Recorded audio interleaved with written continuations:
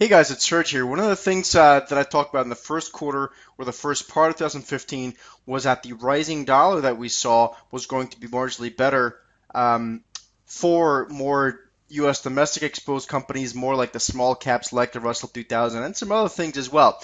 The inverse of that now is that the slumping dollar that we continue to see, and I think at some point it'll recover and it'll catch some people by surprise. But in the meantime, I think the downside in the dollar here looks to be holding on pretty good.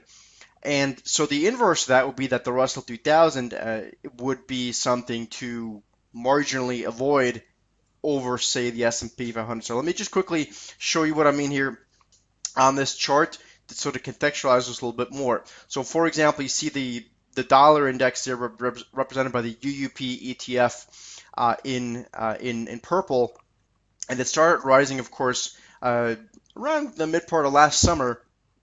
The Russell 2000 here in blue, then of course had that big sell-off, and along with the broader market that was inevitable in the October timeframe. But ultimately, the Russell recovered very nicely, and actually, I would argue at least in part, the rising dollar was helped the Russell actually outperform then on the way back up, and the Russell ended up being quite strong into, let's call that April, mid-April.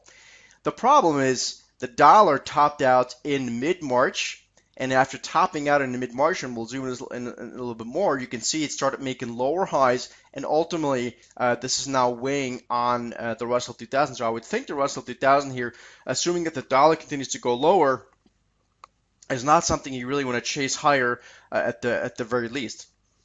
The other thing to consider with this dollar that continues to go lower, at least for, let's call it, the immediate to intermediate term of a few weeks to, yeah, let's call it a few weeks or so, is probably going to be that things like gold and other things like that are basically denominated in dollars are going to see a bid. And so if you look at the GLD, for example, let me just quickly bring up a chart that shows a little differently. So the GLD gold, a really nice pop here. If you want to play this on a leverage basis, you can play the GDX, which I'm currently actually long in full disclosure, and subscribers know that.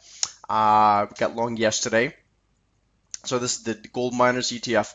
So the dollar is extremely important. Dollar and interest rates have been arguably more important this year than have been for the number of years in the past, because we're getting to this inflection point of where I think and I've been seeing this for probably saying this for 9 months now, that I think we're getting into a cyclical slowdown, excuse me, and potentially some sort of a cyclical bear market here in the not too distant future. So, things that are going to slow down because of that will be small caps, and certainly with a dollar down, those small caps will have a whole other reason to at least underperform, and things like gold probably outperform. So that's my point for today. If you could please like this video.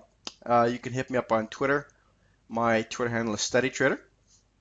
And if you're interested in real-time trade alerts and analysis, go over to thesteadytrader.com and see what we're doing over there. Take care, and I'll see you in the next video.